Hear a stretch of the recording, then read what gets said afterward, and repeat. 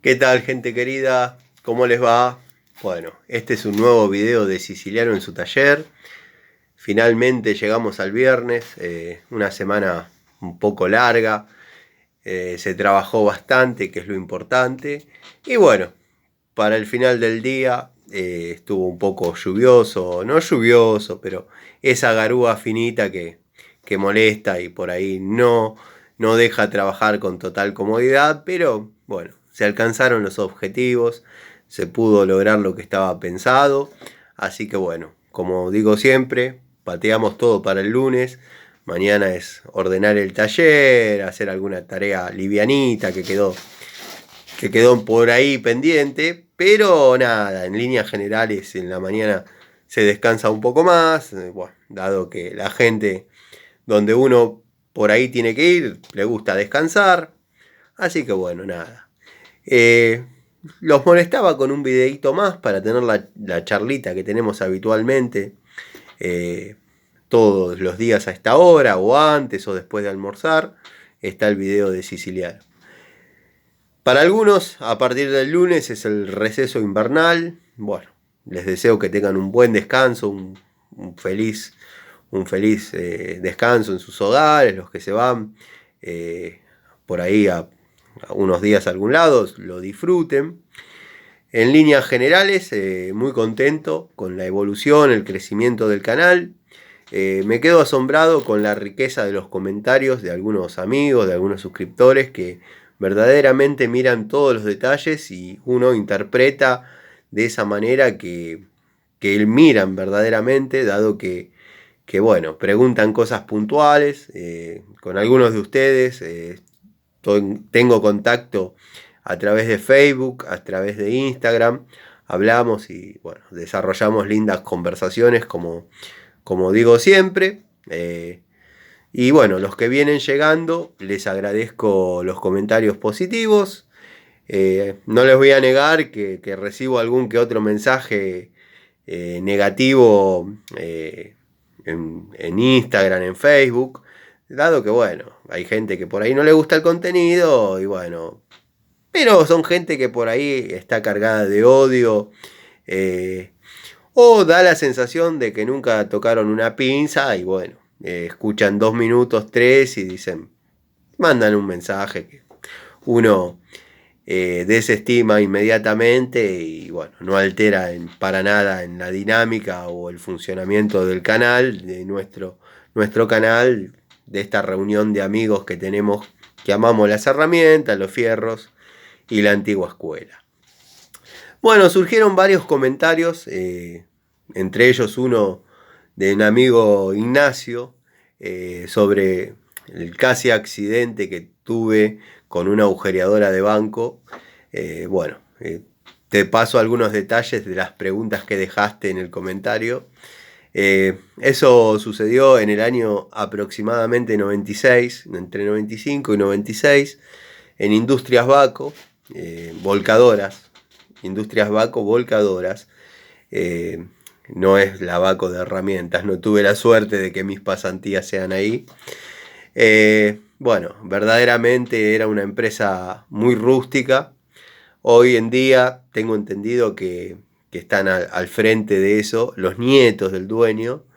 El dueño tenía un hijo, no voy a dar nombres para no por ahí llega a sus oídos y no quiero, pero los vamos a llamar hijo, nieto.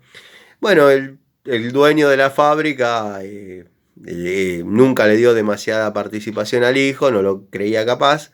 No así a los nietos, que bueno, los dos creo que se recibieron de ingenieros. Y bueno, hoy en día debe ser una gran industria, una gran fábrica. Dado que hay un video mío que yo pasé por la puerta en el recorrido de mi trabajo, pasé por la puerta y bueno, empecé a contar un poquito la historia cuando hacía los videos en la plataforma de Kawaii, que no llegaron a ningún lado. Ya lo dije muchas veces, pero bueno, gracias a esos videos, hoy tengo algunos de ustedes que me siguen acá, porque verdaderamente no se podía desarrollar un tema en serio ahí. Bueno, me fui de las ramas como suelo hacer, pero me gusta describir a veces algún que otro detalle. bueno, eso fue en el año 95-96, como dije. Yo era un muchacho. Era una máquina de agujerear de las muy grandes, dado que, bueno, es una metalúrgica pesada. Yo estaba agujereando, como dije, con una mecha de 32 milímetros. Son herramientas que no funcionan con correas, sino con engranajes.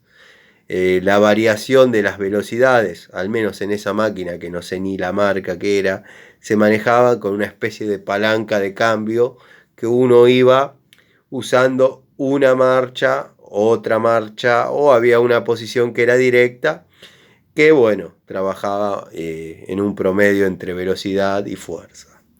Una máquina de mucha fuerza, debe tener unos 3,5 metros de alto, tranquilamente, dado que tiene que tener buen recorrido para perforar eh, distintas clases de alturas de materiales. Bueno, yo estaba agujereando, yo era flaquito, que eso fue otra de las cosas que me comentaron en privado, me dijeron qué ropa podías no tener, que se te enganchen.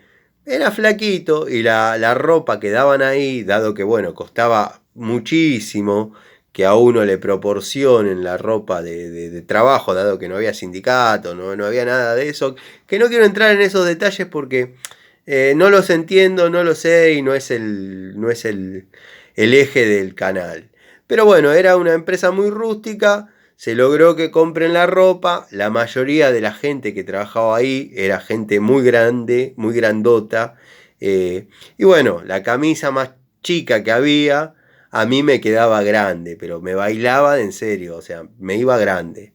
Pero bueno, me la dieron, yo no quería ensuciar mi ropa, dado que ahí es una metalúrgica pesada, como dije, se trabaja con hidráulica, por ahí a veces me tocaba desarmar algún cilindro hidráulico de 8 pulgadas y la ropa se echaba a perder en serio. Bueno, tenía la camisa, como la usaba remangada, en algunas tareas no molestaba, pero en el agujereado de estas piezas, que estaban trabadas obviamente, porque de abajo del mandril o del vástago que bajaba con la herramienta para agujerear, eh, había una morceta paralela de gran dimensión que podía agarrar cualquier pieza sin que se gire. O sea, esta máquina, debido a dos situaciones, primero que era muy antigua, era del año 40 literalmente, como dije en el otro video, y estábamos en mediados de los 90, o sea que ya tenía 56 años.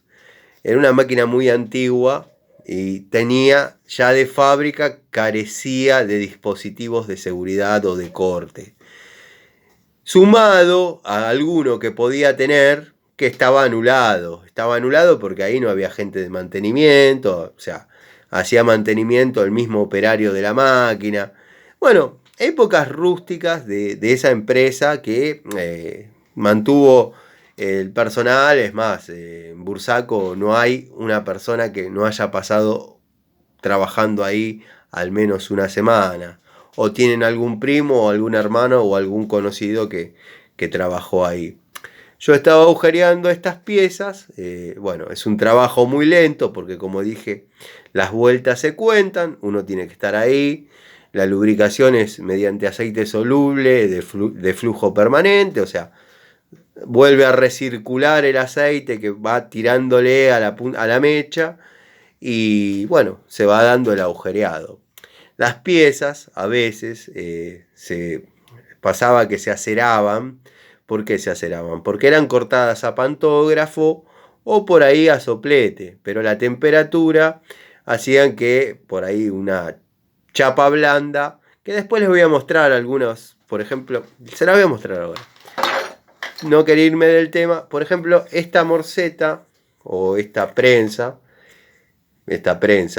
está hecha con chapa de media pulgada. Esto tiene media pulgada de espesor, esto lo hice yo en el año 96, pongámosle, con 2 tuercas de media, y me hice esta prensita con los restos de la chatarra que se tiraba ahí. Pero bueno, esto obviamente no es robado. Uno cuando entraba tenía que mostrar las pertenencias, a la salida tenía que mostrar las pertenencias. El único beneficio de esto es que por ahí uno pagaba el precio del material en bruto, o sea, esto lo agarraban, lo ponían en una balanza y si pesaba 2 kilos, cobraban 2 kilos de esta chapa. Bueno, esto al cortarlo con un pantógrafo o con un soplete, adquiría cierta acerosidad. Lo ponía un poquito más duro. Yo estaba agujereando, como dije, con la camisa que me quedaba holgada y me la mordió una viruta porque las mechas las afilaba un tornero que se llamaba Tito Martínez, excelente tornero, y hacía unas virutas de 3 metros, tranquilamente. Entonces, bueno, yo estaba ahí, creo que intenté limpiar la viruta y me enganchó la manga de la camisa. Como dije, esta máquina del año 40, que ya carecía de algunas medidas de seguridad, producto de los años, me agarró la manga. Obviamente me intentó llevar el brazo y enroscarme con ella. Yo logré afirmarme de la bancada, llamémosle de donde uno agujerea, está la bancada con la morsa y la pieza donde está trabajando. Obviamente desacoplé la mecha de lo que estaba agujereando, pero quedé enganchado en la mecha con la camisa.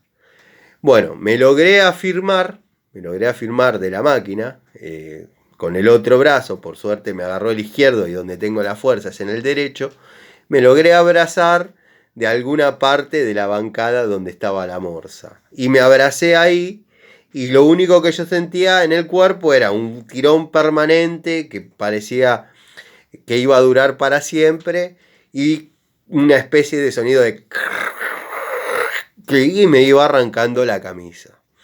Bueno, la máquina nunca paró, le quiero decir a este amigo, la máquina nunca paró, o sea, la paré yo cuando quedé en cuero, encima era medio veranito, si era invierno, bueno, uno lleva ropa debajo, quedé en cuero, la camisa quedó girando en la mecha, la paré yo, desenrosqué, bueno, los muchachos me prestaron una camisa, una remera, no me acuerdo, y logré terminar el día de trabajo. Pero la máquina no paró nunca, no tenía medidas de seguridad en aquel momento, y esa máquina no es una maquinita que viene con una correa y por ahí se frena o queda patinando. Eso siguió dando vueltas y si me llevaba me seguía enroscando y bueno, rompiéndome todos los huesos que podía. O sea, carecían de medidas de seguridad. En un momento, pero ya muy a lo último de lo que yo estuve ahí, es como que apareció seguridad e higiene, que era toda una materia muy nueva, gente muy sobornable, o sea, lo único que se logró es que delimiten con amarillo el camino de la línea, después de que hubo un par de fallecimientos, falleció un electricista, había muchos guinches eléctricos, porque la caja volcadora o la batea o lo que fuera que se esté construyendo atravesaba distintas estaciones, o sea, desde armado, una vez que estaba armada se enganchaba con el guinche, se la llevaba al sector de hidráulica, ahí se le armaba todo el equipo hidráulico y después se montaba sobre el camión, que era el sector de montaje. Bueno, mi experiencia fue esa. Si hubiese sido un torno, muy probablemente el final hubiese sido otro, o quizás en la actualidad la máquina, uno está parado arriba y está andando. Con simplemente bajarse se desactiva. O sea, eran herramientas viejas en una fábrica que era una metalúrgica pesada y bueno, nada. Pasó eso, que es una anécdota real, la recuerdo muchísimo. Es el día de hoy que aprendí que bueno, nada, la ropa adecuada, ajustada, no al cuerpo, que uno esté incómodo, pero que no tenga esa holgura que tenía, que ya expliqué por qué se llegó a tener. Se llegó a tener porque se logró que nos proporcionen la ropa de trabajo y bueno, la gran mayoría del personal, por ejemplo, el Pampeano, el viejo Boina, Gómez, tantos, eran tipos grandotes, robustos, entonces compraban camisas grandes. Creo que los flaquitos y chiquitos éramos yo y un hombre, un muchacho ya grande, que se llama o se llamaba Ernesto Granara, que era boxeador y después entró a trabajar ahí. Hizo algunas peleas con a caballo, o al menos es lo que contaba, qué sé yo. Anécdotas de aquella época. Bueno, la máquina no la paró nadie. Te sigo respondiendo a vos, Ignacio. La máquina siguió girando con mi camisa, yo en cuero. Circunstancialmente pasaba algún muchacho con un fierro y me vio y vino a hablarme y me prestó una camisa, pero ahí vos podés gritar, ahí adentro vos podés gritar con toda tu fuerza y nadie te va a escuchar porque es un ruido permanente, o era en aquella época, porque yo lo hablo como si lo estaría viviendo ahora, y era un ruido permanente, ensordecedor, que nadie te escuchaba. Si alguno veía la situación y por ahí te apreciaba, te daba una mano, pero el compañerismo no era lo que afloraba en esa metalúrgica, en aquella época. Capaz que hoy en día los nietos con otras ideas, otras políticas, el dueño tenía algunas ideas políticas, yo no entiendo de política, pero tenía algunas ideas políticas un poco, llamémosle, yo no sé, no me meto. Yo era un chico que estaba haciendo una pasantía. En mi época no estaba mal visto, pero por ahí hoy en día no está permitido que una persona de esa edad esté en ese lugar, ¿no? Pero bueno, como les dije, lo que rescato es que aprendí muchísimo. Esto está hecho en esa época. Es una prensa de 4 pulgadas que la hice yo. Prensa caliper, todavía sigue trabajando en el taller, esto obviamente. El espesor de esta chapa es de media pulgada. Imagínense que esa empresa en una época hizo algunos trabajos para el ejército. Bueno, yo fui el encargado de hablar con esta persona del ejército, que era un militar, pero que vino de civil, y lo único que me pidió era probar distintos espesores de chapa en un emplayón gigante que había, dado que la fábrica tenía como 3 o 4 manzanas, había un lugar gigante, alejado de todo, donde iban los camiones que estaban en espera para ser carrozados. Bueno, ponían una chapa a una distancia y le disparaban, sacaban el arma, le disparaban e iban viendo cuánto penetraba la bala a determinados metros. ¿Qué arma era? Desconozco. Yo sé que, bueno, había un acero que era especial para determinada distancia, un calibre no pase. Y se trabajaba en esa chapa. Después, bueno, ya aclarado esto, no, no voy a volver a tocar el tema, que estén tranquilos, pero quería describir un poquito mejor la situación, dado que sí, podía haber sido un accidente grande y refleja lo importante de una vestimenta adecuada para una determinada tarea o un determinado trabajo, que fue el comentario inicial de un amigo, un suscriptor, que es Nicolás, si no me equivoco, y bueno, el amigo Ignacio, asombrado por lo que escuchaba, comentó y preguntó todas estas cosas. Después tenemos el amigo Miguel, que me conoce ya sabe mis gustos sobre herramientas, y agarré esta al azar, ¿no? Para ilustrar un poquito la explicación que voy a dar. Este tipo de pinzas, la pinza de presión, la pinza perro, la llave de fuerza, como le digan, tiene un segmento de corte que es inmediatamente debajo de la mandíbula dentada, que yo, si bien no lo expliqué, es porque no lo uso podía haber hecho el comentario de que está, de que existe, pero no se pongan a cortar nada con esto porque van a renegar, van a hacer fuerza, el corte no va a ser limpio y verdaderamente se daña la herramienta. Por más buena que sea, ahí no está la esencia de la misma. La esencia de la misma. Hablando de herramientas que no cortan, yo en un video dejé ver un comentario sobre un alicate que tuve que comprar de apuro, que es este, que les sugiero, no lo compren nunca, gente, no lo compren nunca.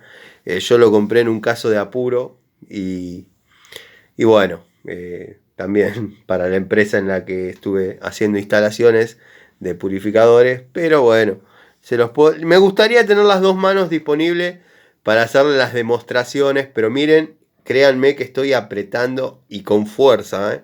Ojalá lo pudieran ver, estoy apretando con fuerza y observen que el cable ni siquiera se corta, estoy apretando fuerte, se los aseguro. Así que bueno, les voy a mostrar cómo queda el cable sin cortar. Ese es un alicate genérico que no vale la pena ni siquiera tenerlo. Pero bueno, lo tuve que comprar una vez en una ferretería, dado que la caja de herramientas que yo utilizaba en esa empresa amaneció vacía. Observen una pinza genérica de las que recomienda el Tano, quien les habla. Miren. Y ya está el corte. ¿Se dan cuenta? Bueno, en otro comentario yo hablé sobre cortafierros, puntas, masas, herramientas para hacer canaletas, cosa que uno ya está cansado de hacer ese tipo de trabajo, porque dado que yo arranqué con eso cuando no había tanta moladora y había que hacer la canaleta a masa, cortafierro y cansaba. La verdad que hoy en día esas tareas las dejo para los albañiles, pero igual tengo un elenco de cortafierros que me gusta porque bueno, son herramientas que uno sabe manejar y muy bien, y en eso sí desafío a cualquiera a utilizarlas, salvo que sea un contemporáneo, un suscriptor que dice yo hago lo mismo que vos, no.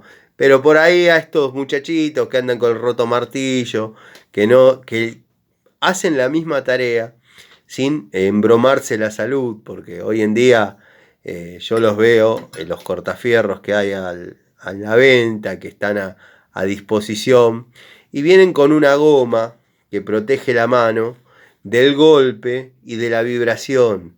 Créanme que la vibración que se ejerce entre la mano y el cortafierro cuando uno está picando, o la punta, es verdaderamente dañina. Yo no les digo que me siento como una persona de 70 años, pero ya evito hacerlo porque duele y la tendinitis no es fácil de sobrellevar. Yo la verdad que creo que aflojé en determinadas cuestiones en el momento indicado.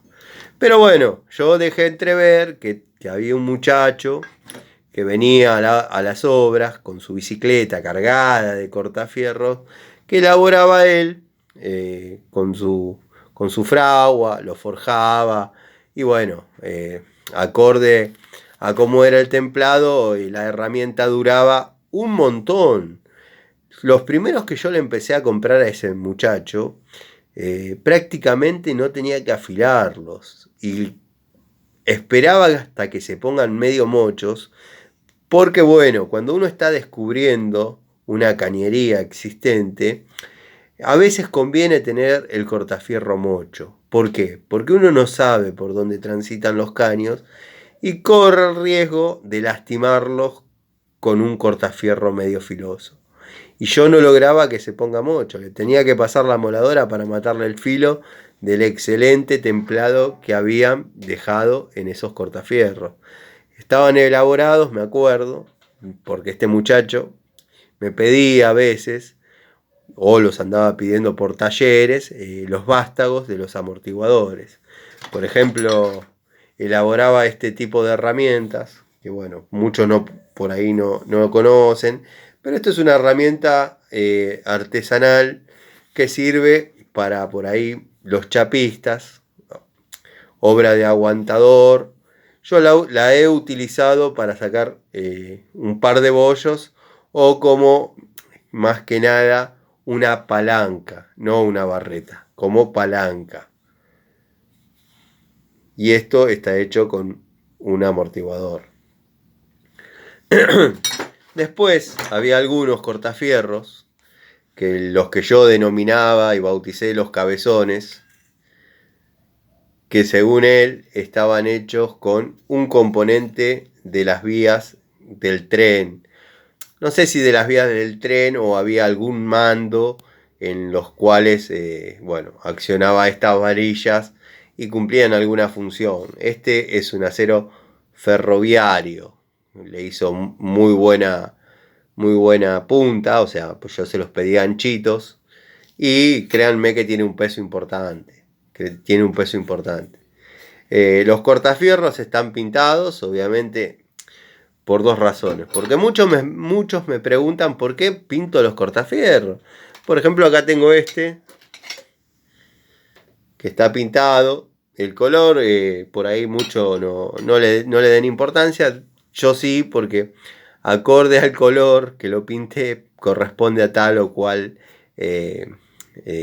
rama del trabajo. O sea, cada uno tiene un rubro asignado.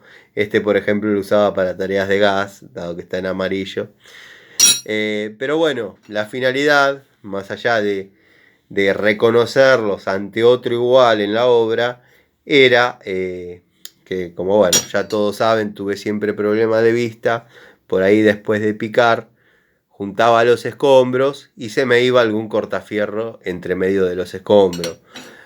Porque a veces uno está rompiendo, cuando está haciendo una canaleta, por ahí es más difícil que se pierda entre los escombros.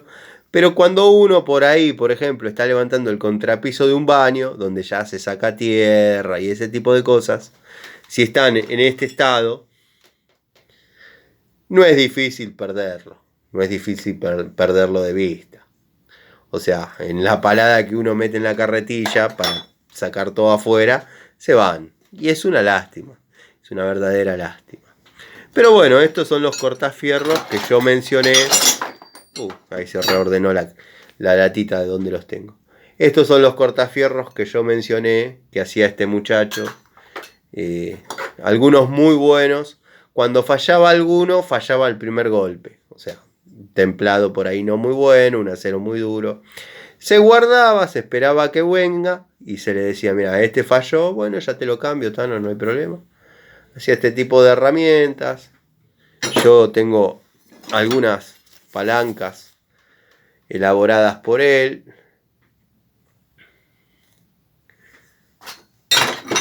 Bueno, tengo un surtidito.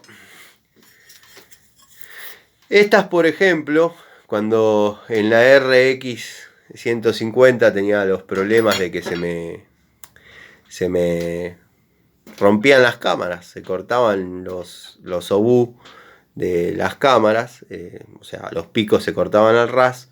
La bicicletería del barrio, porque no conseguía gomería que me atiendan la necesidad de mi rueda, yo iba con la rueda, dado que bueno, se les dificultaba sacarlas, pero tampoco tenían las barretas para desarmarlas.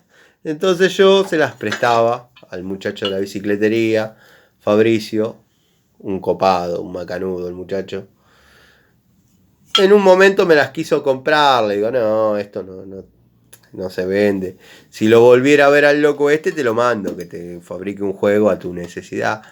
Si bien son fierros, ¿no? Son fierros que no tienen nada de especial, pero el templado es muy importante. Estas son palancas que están redondeadas justamente para ese fin, para no lastimar lo que sería la cámara que esté desarmando. Así que bueno, otro amigo, porque yo critico mucho al que martilla con destornilladores. La verdad que me parece algo bastante aberrante. ¿Eso te parece aberrante, Tano? Y bueno, estamos hablando de herramientas. Si estaríamos hablando de filosofía, me parecen aberrantes otras cuestiones. Pero bueno.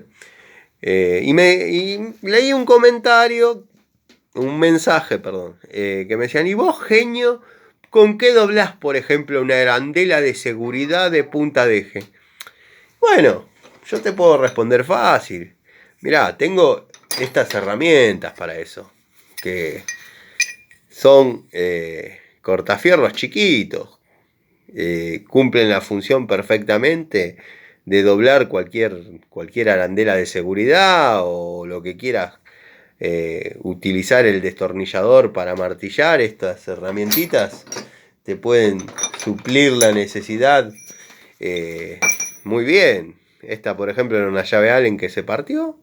Le hice el filo y sirve para ese tipo de cosas. Eso en mecánica, por ejemplo, a veces en lo que es plomería, gas, service, hay que picar alrededor de una llave de paso, o picar alrededor de una caja de luz, dado que bueno, no entra el bastidor o quedó la caja oculta. No me van a ver martillando con un destornillador, sino con este tipo de herramientitas que uno preparó para ese fin. O sea, estos cortafierritos, el que los quiere tener, los puede tener. Incluso por ahí son más delicados en cuanto a las dimensiones, que tienen que ser más cortitos, más chiquitos. Pero si no, hay cortafierros que uno ya ha utilizado mucho y quedaron cortos. Esos se pueden utilizar para, qué sé yo, el tipo de tarea de las que me estás mencionando. Yo con estos cortafierritos me ahorro de pegarle tranquilamente a los destornilladores, cosa que aborrezco. Y bueno, genio, y si te quedan cortos, y tengo estos más largos. Bueno, este está roto particularmente. Lo tendría que cortar ahí y hacerle el filo, pero son largos. O sea, tengo este. Bueno, les muestro este que faltaría pintarlo, pero como cumple tareas de mecánica, no lo pinto, porque no es que está con los escombros. O sea, y tiene el diámetro de un destornillador grande, por ejemplo, qué sé yo. Así que bueno, gente, la esencia del video de hoy era hablar de por ahí tres en la misma. La sección que tenemos en el canal, que son tres herramientas de las mismas características. Como ven, esta estuvo trabajando. Está la otra que está limpia, que sería la Rottweiler, y esta de la marca Total. Son tres llaves francesas de 12 pulgadas. Esta es la Stanley. Observen, oigan el juego que tiene. Si bien es una herramienta muy confiable, muy compañera, fosfatizada, con su escala en milímetros. De este lado su escala en pulgadas. No así, por ejemplo, la Total cromada. La Total, que en este caso dice Total, pero también puede decir en top o Inco. Es lo mismo. Quedó demostrado que son las mismas herramientas, o sea, la que quieran comprar, la que quieran utilizar, es una calidad simétrica. Ya lo demostré con la pinza, y bueno, ahora con la francesa no tengo una que diga Inco, y la verdad que bueno, por ahí no tengo ganas de comprarla. No por nada, sino porque no me convence la calidad y sería para alguna tarea inferior. Y para tareas inferiores no se utilizan francesas tan grandes. Esta es de la marca Rottweiler, está conmigo hace muchos años, y observen, escuchen. No tiene juego ninguno. La particularidad que tiene es que el ojo es cuadrado. El ojo de donde uno la cuelga habitualmente, que tiene otras funciones, pero uno la cuelga en el tablero, habitualmente es cuadrado. Observen la terminación de esta francesa.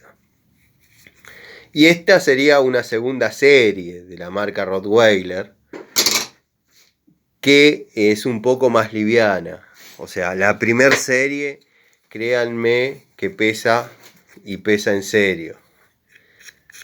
No tienen juego, carecen de juego, son herramientas buenísimas. O sea, esta es la segunda que dije que tengo, que está limpia. Ahí se puede distinguir claramente Rottweiler. Esta, la verdad que está sucia, pero porque yo la ensucié. La ensucié porque cuando voy a una obra, y esto ya lo dije en varios videos, porque, claro, por ahí hay algún suscriptor, algún amigo que ve el primero y dice, y este habla de herramientas y las tiene en ese estado, sucias. Las tengo sucias, manchadas con pintura, porque yo cuando voy a una obra, que por ahí estamos los gasistas, los plomeros, depende del rol que esté, bueno, van las francesas o no, pero generalmente cuando estamos, gente de varios rubros, y en el mismo lugar, porque en el mismo momento que uno está poniendo, por ejemplo, si voy en el rol de plomero, en el mismo momento que uno está fusionando los caños de plomería, está el electricista pasando los caños corrugados por dentro de, pongámosle que sea steel Fleming la construcción, está pasando por dentro de los agujeros